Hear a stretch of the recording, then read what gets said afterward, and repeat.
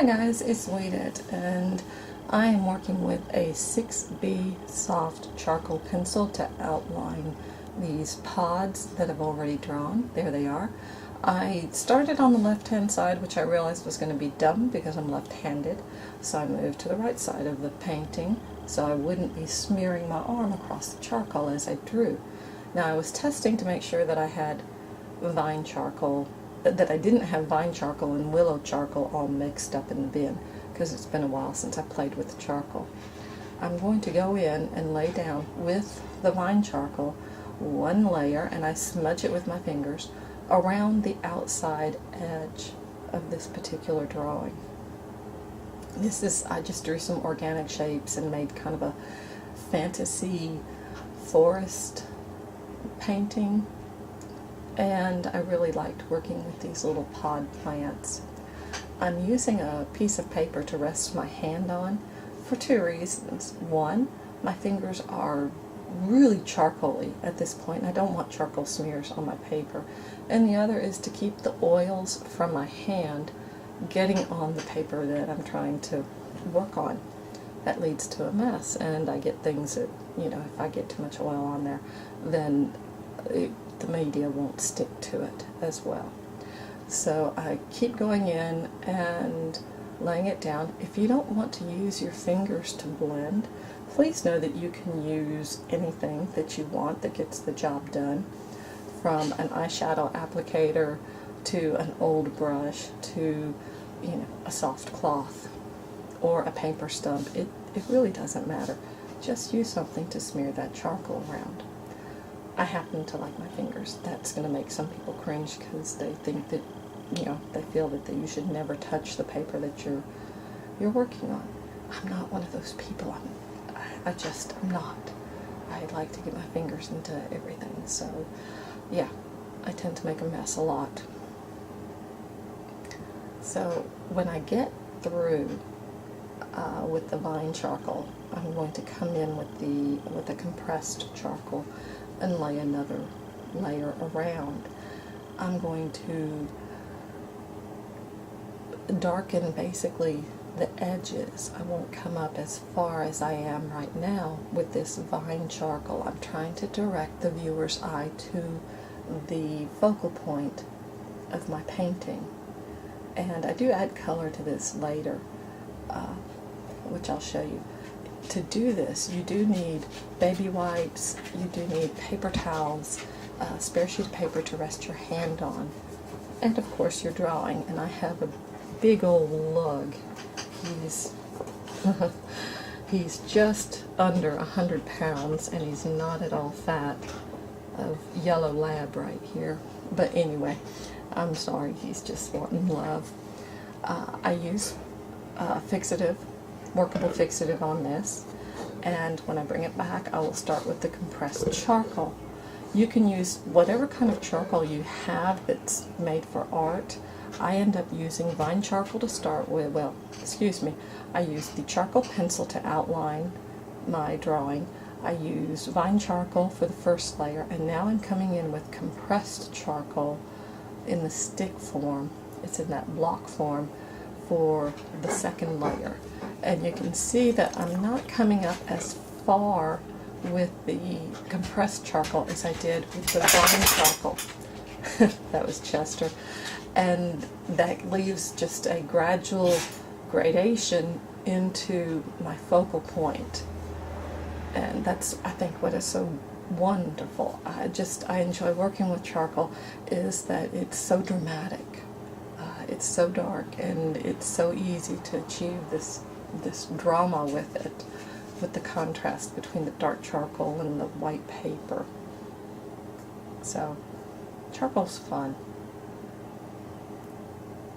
Now, I go through, and there you go, you can see I've gone through now, and you tell how much darker those edges are adding the compressed. I'm bringing the vine charcoal up just a little bit more, and I tap my paper to knock off all of the loose charcoal. I'm using a tough stick eraser to come in and get those vines, and I used it in the pods, but that was kind of silly. I should have used my kneaded eraser, and after a while I get a clue and I get my kneaded eraser out, and that really works much better for the pods themselves. The Tough Stick is hard to beat when it comes to the vines because it's small and it can get in there and remove the charcoal easily. Okay, more fixative. And now I'm going in and I'm adding a little bit more drama with the vine charcoal and kind of, again, directing a viewer's eyes in the direction that I want it. I'll use a small brush to do a lot of this blending, and you'll watch me. I'll start tapping the paper from this application, but I won't clean the work area off like I did before.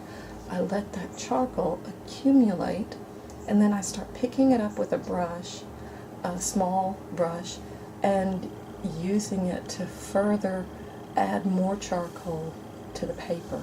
So really and truly, it's what, about 3 applications, and you see me cleaning my hands constantly, because if you don't, you end up putting your fingers over with, they get charcoal on them, and you put your fingers over somewhere where you don't want the charcoal. And the brush really helped for those small areas. And there was just that charcoal laying on my work area, and I just used it to add more detail. I have a tendency to really enjoy working with powdered charcoal anyway. I have a tin of it. And so when I saw this powdered charcoal just laying around my works table, I thought, let's put that to work. And still blending.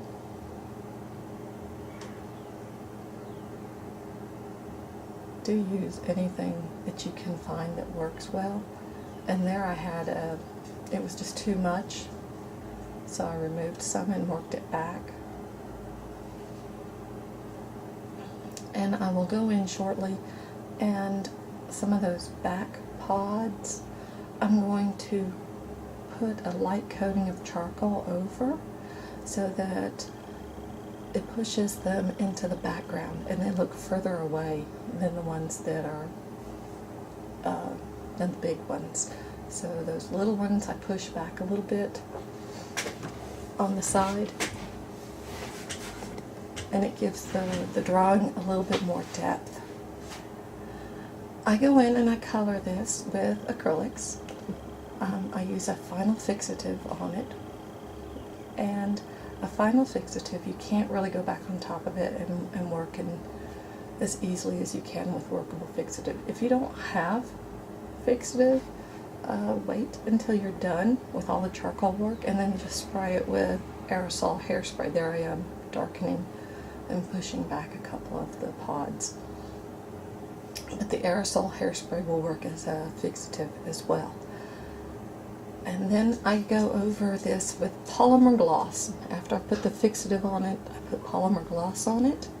Use a soft brush to do that, and you won't have any problems. Then you can use oil color, acrylics, oil pastel, regular pastels, anything you want to in order to color your charcoal drawing. And I use acrylics on this particular one. And I do a lot of glazing with it, and that video will be up very shortly. I also have another one where I've got conic sections. I don't know if I said that already. I've had to do the voiceover on this several times for different reasons. So, and that's where you can see at the top of the screen all that luscious charcoal that I end up picking up. If you enjoyed this, please give me a thumbs up and subscribe, and I hope to see you back when I add color to this piece, and I hope you'll try it. Charcoal is, like I said, is such an easy, forgiving medium and very dramatic. Bye! Have fun.